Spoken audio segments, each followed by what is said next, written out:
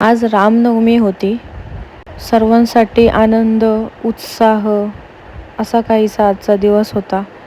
पण आमच्यासाठी आजचा दिवस हा वेगळाच होता. कारण आज आमच्या बाबांची 4थी पुण्यतिथी होती. आज माझं घरामध्ये मनच लागत नव्हतं. मला आज सकाळपासून करमतच नव्हतं. कारण सतत आज दिवसभर बाबांची खूप जास्त आठवण येत होती.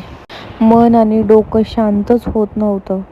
त्यामुळे मग विचार केला की आपण मठात जाऊन आपलं डोकं शांत करावं स्वामींच्या समोर. आणि जणू काही स्वामी मला सांगतायत की काळजी करू नकोस, मी आहे तुझ्यासोबत. आज बाबा आपल्यात नाही आहेत, पण आजही त्यांचं प्रेम, त्यांचे संस्कार, त्यांचा आशीर्वाद आमच्या सर्वांसोबत आहे. आज रामनवमीच्या दिवशी स्वामींच्या चरणी आणि रामाच्याही चरणी एकच प्रार्थना की आमचे बाबा जिथे कुठे असतील त्यांना सुखी आणि समाधानी ठेवा. त्यानंतर मठातून घरी जाता जाता म्हणलं आईला आज भेटून जावं, कारण बाबांची पुण्यतिथी आहे, तीही खूप लो फील करत असेल म्हणून. मग आईला भेटायला गेलो. गाईज, मी आजीला भेटायला आले. आमच्या बाबांची पुण्यतिथी आहे आज 4थी.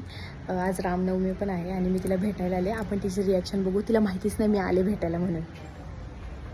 ही माझी आजी आहे आणि बघा मला आणि मम्मीला बघून किती खुश झाली. मला बघितल्या लगेच तिने मला मिठी मारली. माझी आजी खूप जास्त गोड आहे गाईज. आणि हा व्लॉग तुम्हाला आवडला असेल तर तुम्ही सर्वांनी लाईक, शेअर, कमेंट करा.